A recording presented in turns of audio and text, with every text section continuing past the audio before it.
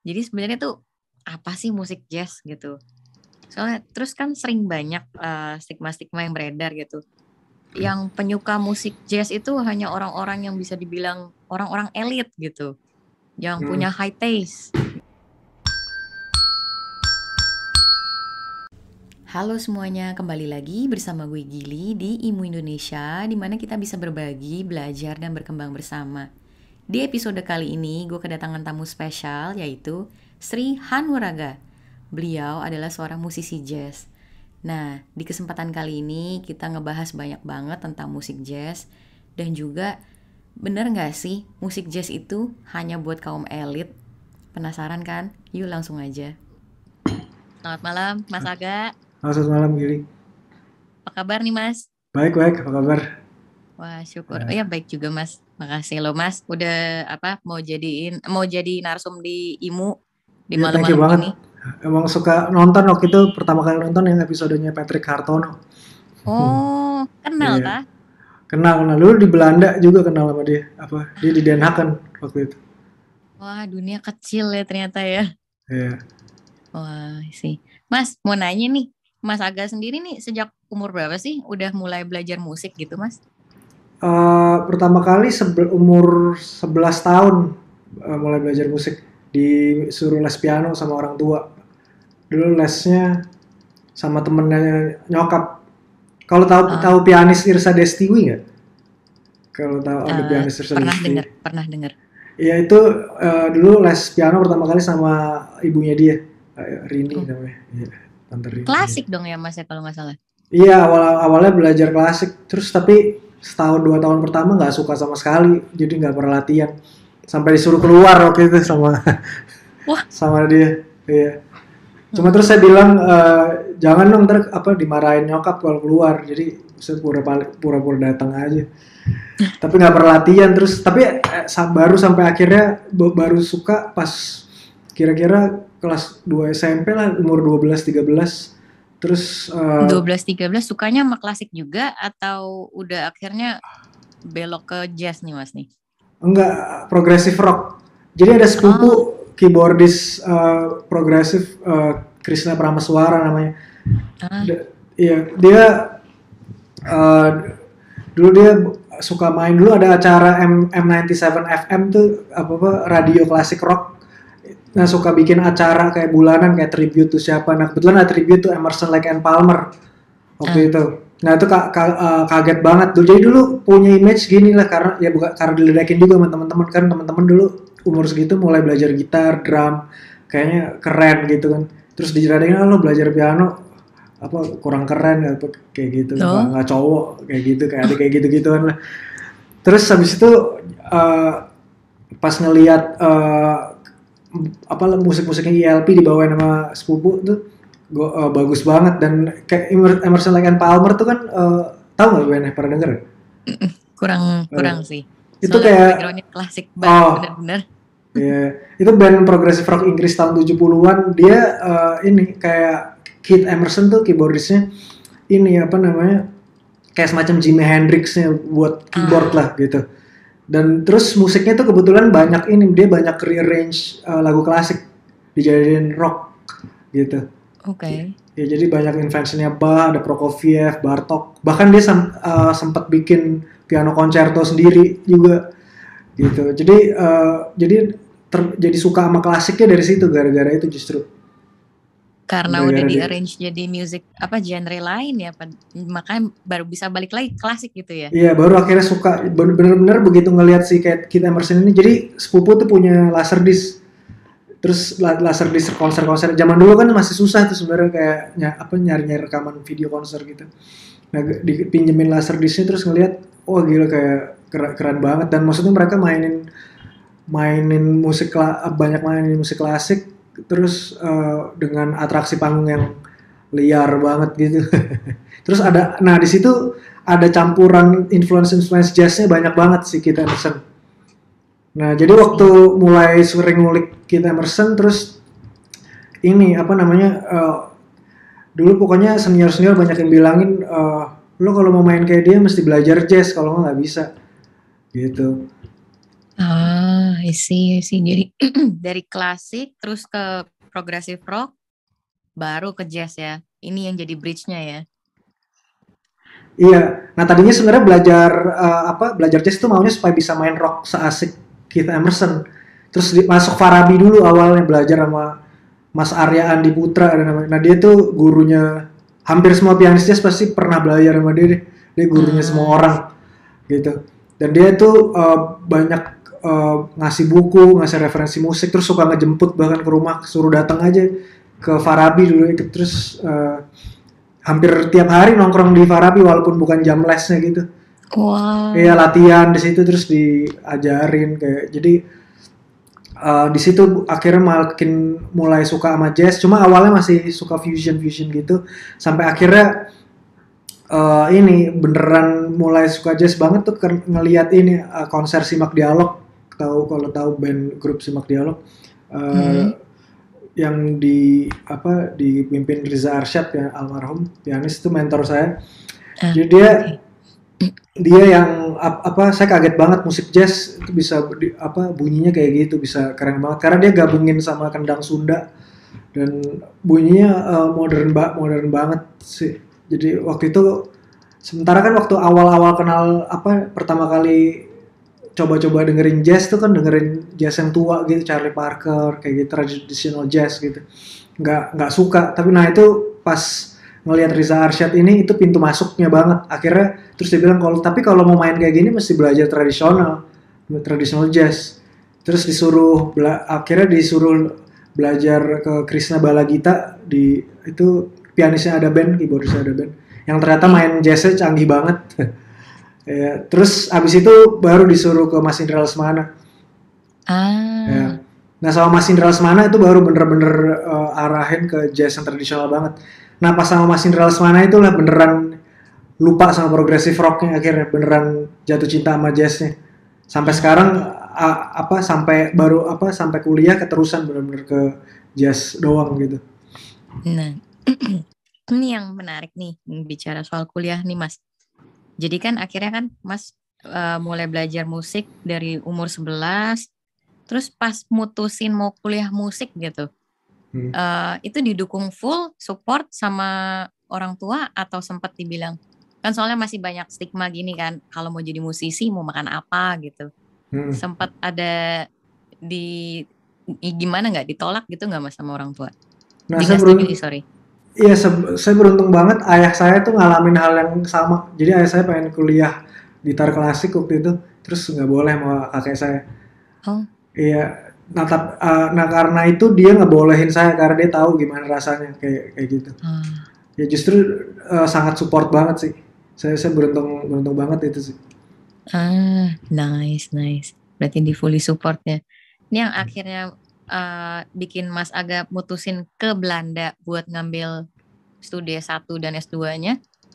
Kenapa Nah, Belanda nih, Mas? jadi sebenarnya ya belajar jazz kan harusnya ke Amerika ya orang jazz dari Mm-mm. Amerika gitu. Mm-mm. Emang pengennya ke Amerika sebenarnya tadinya udah mau ke Berkeley udah siap segala macem. Nggak taunya beberapa bulan sebelum mau apply itu rumah kebakaran. Akhirnya Oh, no. ya biayanya mesti dipakai buat itu. Terus ya udah disuruh masuk kuliah biasa dulu. Akhirnya masuk Atma Jaya.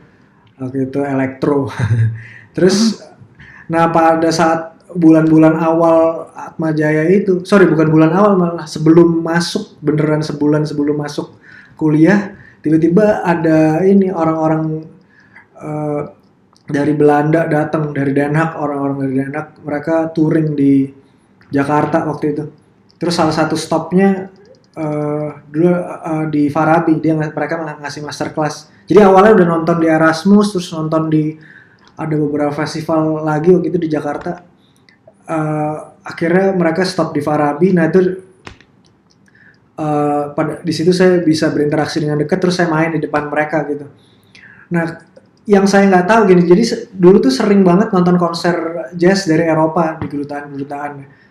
Tapi selalu jazz Eropa tuh beda, yang jazz Eropa yang diundang yang datang ke Jakarta tuh sama selalu beda bunyinya itu dari yang American. Sampai oh. akhirnya ngeliat orang-orang Belanda ini mainnya beneran American, New York jazz gitu, benar-benar apa dengan bop language yang dan swing. Jadi akhirnya baru wah ternyata ada ya di Belanda dan ternyata murah uang uang kuliahnya. Ya udah, dan orang-orang itu juga nawarin, mereka ngelihat saya main terus mereka nanya, lu nggak mau sekolah musik gitu. Sayang banget kalau nggak kuliah musik ya, mereka. Ya udah akhirnya saya pilih ke Belanda. Awalnya mau ke Den Haag dulu karena ini kan orang-orang ini ngajar di Den Haag, dosen-dosen apa orang-orang yang datang. Dan memang waktu itu lagi belajar sama si Strauss-Mahn tuh ditekenin pentingnya kayak belajar bebop gitu, satu style di jazz. Dan di kepalanya waktu itu pengen belajar ke Belanda, pengen jadi pianis bebop yang handal gitu, kebayangnya gitu. Dan Den Haag tuh emang terkenal dengan itu bebop school-nya gitu. Nah, tapi nyampe sana kan sekalian ke sana sama bokap disuruh daftar beberapa sekolah sekaligus gitu. Disuruh daftar, ada Amsterdam juga. Nah, tadinya nggak terlalu berniat ke Amsterdam karena kabarnya nggak terlalu lebih ke modern jazz gitu. Tapi begitu datang ke kampus, jadi kan nemenin saya datang tes masuk tuh bertiga sama drummer Elva Zulham dan Indrawan Chin basis. Nah, kami datang bertiga terus. Nah, Zulham dapat tes pertama di Den Haag di Amsterdam. Terus saya shock banget ngelihat jadi kan kalau entrance exam tuh diiringin sama student-student di sana yang udah tahun kedua, tahun ketiga. Dan itu levelnya luar biasa banget.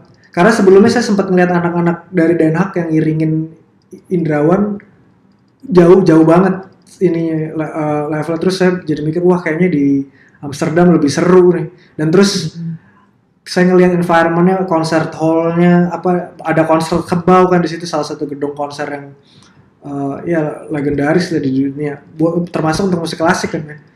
Nah, terus ada Beam House. Jadi environment-nya saya lihat wah ini oke banget. Terus sekolahnya juga student-studentnya lebih oke. Ya udah akhirnya, dan kebetulan saya tes duluan di Amsterdam, jadwal tesnya di Amsterdam duluan, ya keterima. Ya akhirnya saya lebih milih di situ akhirnya. Gitu. I see.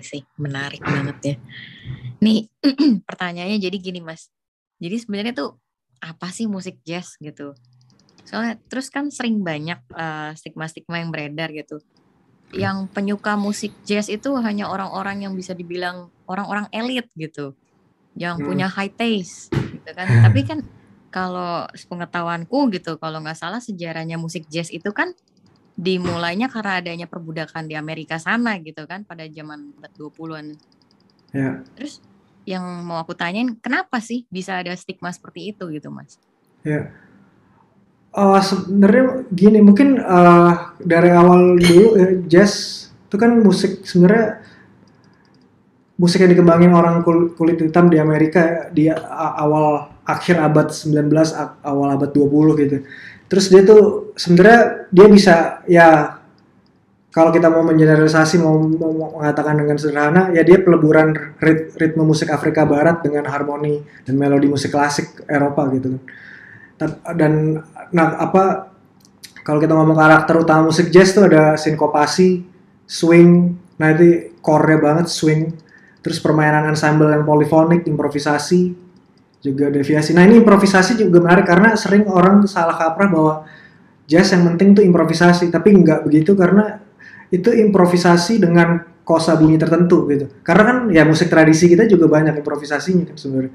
Atau banyak ya, tapi language-nya sama sekali beda. Nah, jadi jazz itu musik improvisasi yang tadi punya sinkopasi, ada swing, ada polyphonic, melodic deviation, terus ada dituntut pemainnya tuh untuk punya timbre yang original. Kalau klasik kan mungkin ada kayak ini standarnya kayak gini nih, mesti kayak gini. Nah, kalau jazz tuh dituntut kayak punya bunyi yang original gitu, instead of kayak ada standar tertentu gitu. Nah, ini maksudnya lebih ngikutin skor gitu ya kalau klasik ya. Ya mungkin bisa dibilang kayak gitu ya. Nah, ini kalau mengaitkan tadi kenapa musik jazz itu kan lahirnya justru dari perbudakan, tapi kok kenapa dilihat elit? Ini mungkin bisa dilihat dari sejarah awal yang mungkin ya karena jazz itu kan awalnya sebenarnya musik entertainer ya. Mereka itu entertaining, musisi-musisi itu entertaining orang-orang kulit putih gitu ya. Tapi walaupun mereka tuh entertaining, di saat yang bersamaan orang-orang jazz ini tuh punya pandangan yang progresif juga. Mereka tuh selalu ngejar pembaruan dan punya antusiasme yang besar gitu. Jadi sepanjang sejarahnya musisi jazz tuh selalu nunjukin kemampuan mereka untuk menelan idiom musik lain demi pembaruan. Nah ini yang mengakibatkan perubahan musik jazz itu cepat banget. Nah tadi karena dia musik entertainment, nah itu biasanya terjadinya di klub-klub yang didatangi, klub-klub elit yang didatengin orang-orang kulit putih gitu. Gitu itu yang nyebabin mungkin dia punya kesan mahal. Tapi sebenarnya itu karena mereka sebagai entertainer gitu pelakunya. Tapi kan pelakunya sendiri walaupun mereka seperti itu, kita lihat sendiri kayak banyak kasus-kasus kekerasan kayak Miles Davis sempat ditangkap polisi pas break rokok di luar, terus tahu ditangkap polisi karena dilihatnya ada orang kulit putih ngapain berdiri di daerah ini gitu. Kayak gitu-gitu. Jadi sebenarnya tetap mereka pelakunya sendiri seringkali dilihat bukan sebagai orang yang ini gitu, orang yang tinggi. Oke. Iya. Belajar banyak jadinya malam ini. Oke. Ini kalau Mas Aga sendiri tanggapannya gimana Mas? Kan masih ada tuh, zaman sekarang juga masih ada, maksudnya tanggapan-tanggapan seperti itu, maksudnya pemikiran seperti orang tuh nganggap genre musik tertentu tuh kastanya lebih tinggi dibandingin genre musik yang lain gitu. Menurut Mas Aga gimana? Ya itu memang harus diakui hal itu ada, tapi itu kan sebenarnya konstruksi sosial. Ya ada relasi kuasa juga di situ, tapi ya mungkin nggak usah kesana ngomongnya deh. Orang juga sering gini ya, menilai tinggi enggaknya musik tuh dari dengan cara mereka melihat musik sebagai satu perkembangan yang linear gitu, seolah-olah musik seiring dengan perkembangan zaman tuh makin lama makin advance gitu. Lalu tapi kan itu pandangan yang materialistik banget soal musik gitu. Ada musik-musik yang kalau kita lihat materi musikalnya nggak kaya atau mungkin nggak update, nggak advance. Tapi di satu sisi dia punya kekayaan di aspek lain. Misalnya kalau di musik pop punya kekayaan di desain suara, di sound design gitu. Nah ini jadi artinya tergantung perspektif estetika mana yang mau kita ambil gitu. Belum lagi kalau kita ngomongin mood ya, atau vibe yang dihasil dari suatu musik gitu.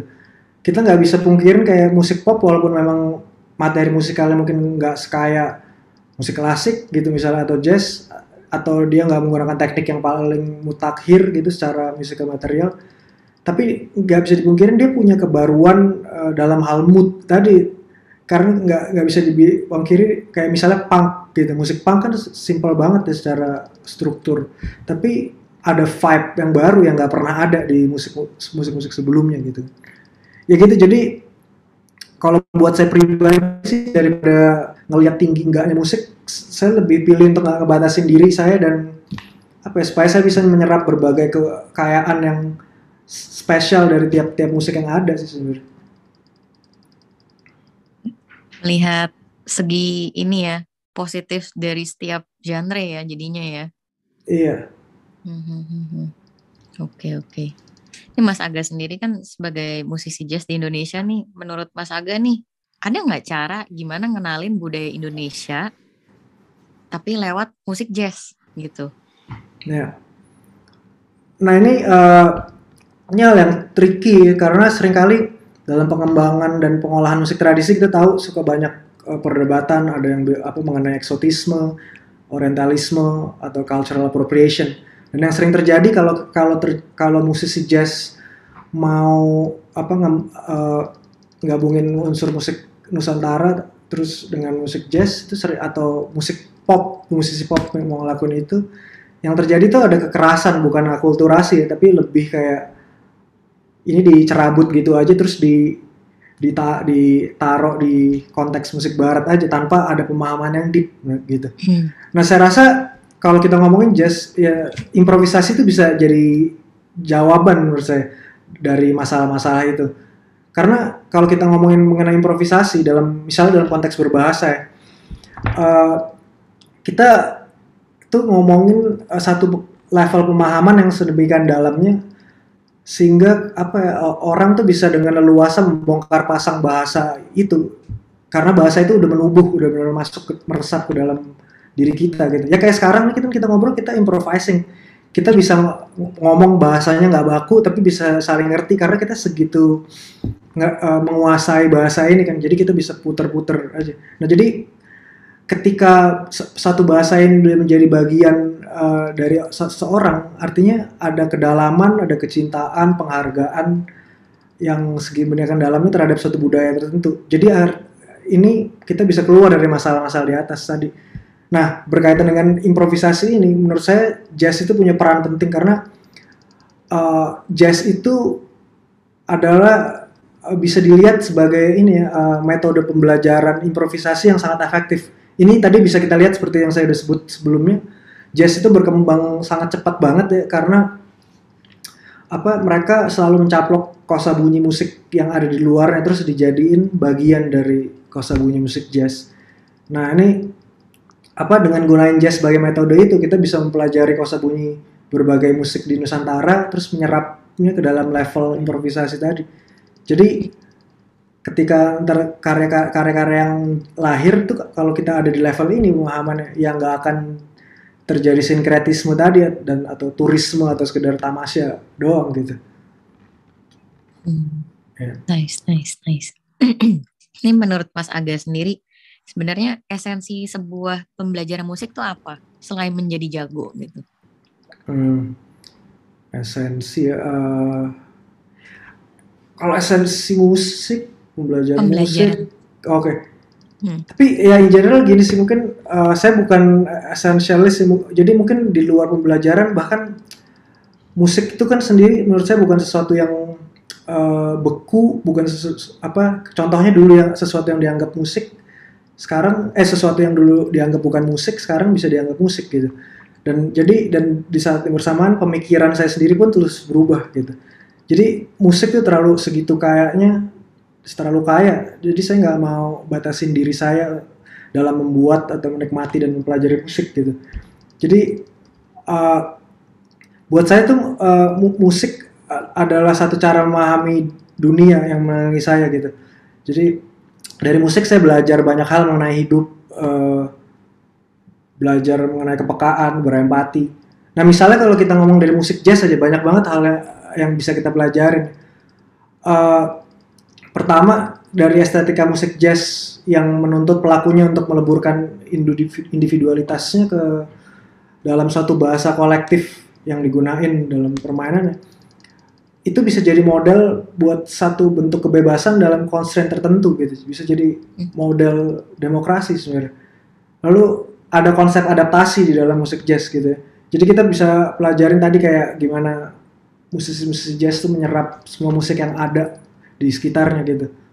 Kita ngelihat gimana ya contohnya Chick Corea, Herbie Hancock tuh menyerap musik klasik abad 20 kan ke dalam musik mereka gitu. Jadi di situ ada konsep adaptasi dan konsep identitas yang ini juga di situ, konsep identitas yang cair gitu. Dan itu juga sesuatu yang mungkin pelajaran yang penting saya dapat dari situ.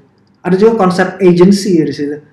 Konsep agency, gimana seseorang tuh punya kebebasan dan kapasitas untuk beraksi. Itu dilihat sendiri dari tadi perkembangan musik jazz tadi yang gimana orang African American tadi diberdayakan dan bisa punya suara, bisa naik kelasnya di dalam satu tatanan sosial tadi ya. Itu bener-bener jazz itu jadi senjata perjuangan mereka waktu itu.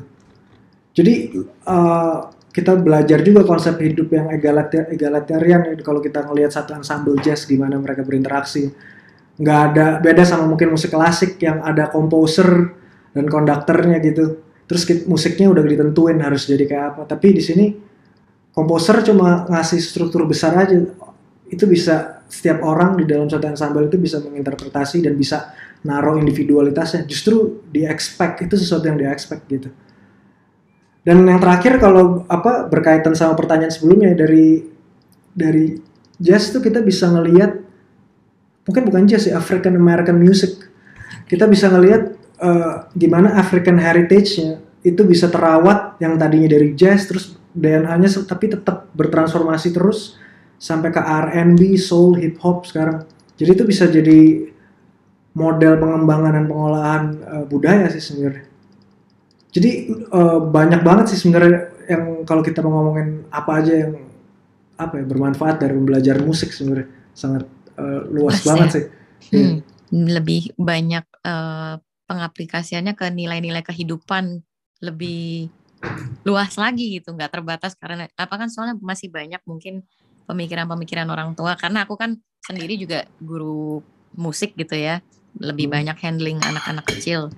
Karena kadang masih ada pemikiran orang tua tuh pokoknya tuh belajar musik itu kayak keharusan seperti harus belajar matematika, fisika dan musik itu salah satunya gitu. Seperti itu Ya, aja esensinya mereka yang di pikirannya mereka gitu. Nggak ada ya. yang mengerti bahwa oh kalau belajar musik itu ternyata bisa berdampak ke cara berpikirnya, pola pemikirannya seperti yang tadi Mas Aga mention gitu kan. Iya. Gitu. Oke, oke. Ini apa jawabannya bagus. Nanti saya akan kirimin ke para orang tua. Oke. Mas, ada wejangan nggak nih Mas buat teman-teman IMU di sini? Kalau mereka juga pengen ngedalemin musik jazz nih, pengen sukses juga nih kayak si Mas Aga nih. Uh, apa ya, mungkin kalau zaman sekarang musisi-musisi jazz muda udah hebat-hebat banget ya, udah jauh apa, udah jauh lebih canggih dibanding generasi saya dulu waktu di umur yang sama. Cuma mungkin yang kurang adalah keterbukaan sama dengan apa ya, referensi musik yang lebih beragam. Itu menurut ya karena kebanyakan ibaratnya itu anak sekarang itu lagi gitu. Nggak, jadi keragaman itu menurut saya perlu banget. Dan satu lagi menurut saya yang sangat penting ya, kita perlu keseimbangan dalam bermusik ya, perlu keseimbangan antara rasio dan intuisi dalam berkarya gitu. Karena kalau nggak nanti karya-karya yang dihasilin apa hanya berdasarkan intuisi aja. Kalau hanya berdasarkan intuisi aja ya seringkali karya yang dihasilkan tuh jadinya cuma variasi dari referensi musik yang kita dengerin, bukannya transformasi jadi sesuatu yang beda. Nah itu kadang-kadang keseimbangan antara rasio dan intuisi itu perlu banget menurut saya buat generasi muda ya. Supaya keragaman tadi itu bisa lebih hebat lagi gitu. Karena menurut saya sekarang emang lebih canggih-canggih, tapi itu dia keragamannya agak kurang menurut saya. Intinya jangan membatasi diri aja gitu ya. Iya. Oke. Mas Aga, kita udah di penghujung acara. Ada satu pertanyaan terakhir lagi yang harus dijawab. Oh, ya. Apa nih impian seorang Sri Hanuraga ke depannya sebagai musisi jazz? Ya saya sebenarnya bersyukur banget ya punya banyak kesempatan ketemu dan kolaborasi dengan banyak orang yang bisa ngebawa saya keluar dari zona nyaman saya. Dan saya berharap hal ini bisa terus berkelanjutan sih, terus ada. Nah, tapi kalau ngomongin goal yang paling dekat saat ini adalah saya pengen apa ya, sebanyak mungkin menyerap kosa bunyi musik Nusantara supaya itu bisa, tapi supaya itu bisa memperkaya musik saya gitu. Dan saya pengen menyerapnya ke dalam level improvisasi itu tadi gitu. Dan sebenarnya juga saya nggak pingin punya label sebagai musisi jazz, nggak pingin hanya dilabeli sebagai musisi jazz, apalagi sebagai pianis dong. Jadi seperti yang saya bilang tadi, jazz buat saya tuh nggak cuma sekedar genre musik, tapi juga suatu metode sebenarnya, suatu metode buat saya untuk memahami dunia sekitar saya. Apa ya semacam metode hermeneutika buat saya. Jadi ya gitu, saya intinya sih saya berharap saya bisa ketemu macam-macam orang yang bisa memberikan disrupsi ke pemahaman saya mengenai musik dan bahkan mengenai hidup, kalau kira-kira gitu. Wow, nice. Mas Aga, thank you banget buat sharingannya, buat waktunya. Mas, kalau ini teman-teman IMU di sini nanya, Gil, kalau mau ngobrol sama Mas Aga nih bisa hubungin lewat mana nih gitu? Oh, IG. Boleh ditolong disebutin? Ada kayaknya Sri.Hanuraga deh. tunggu malah nggak sejarang apa nggak sering itu buka Instagram. Kalau Bentar selain cek dulu. Instagram ada email gitu ya. Mungkin kalau orang-orang teman-teman mau nanya gitu tentang musik jazz atau yang lain-lain gitu. Oh ya Tentang dunia boleh, musik. bisa ini email zaman SMP dulu jadi agak ini. Prince_hanuraga@yahoo.com. Oke, nanti tak tulis. Oke, Ya, kalau gitu Mas, sekali lagi thank you banget. Tetap thank you. sukses, tetap sehat. Semoga impiannya akan tercapai. Ya, makasih banyak udah ngundang untuk ngobrol-ngobrol Iya, seru. sama-sama. Terima kasih untuk teman-teman IMU Indonesia yang telah menonton podcast kali ini. Jangan lupa klik like dan subscribe. Apabila teman-teman merasakan manfaatnya, silahkan di-share. Dan apabila teman-teman ingin mengikuti perkembangan IMU Indonesia, bisa follow kita di Instagram @imu_Indonesia dan juga di Facebook page kita, Intelligence and Music. Sampai jumpa kembali di episode berikutnya.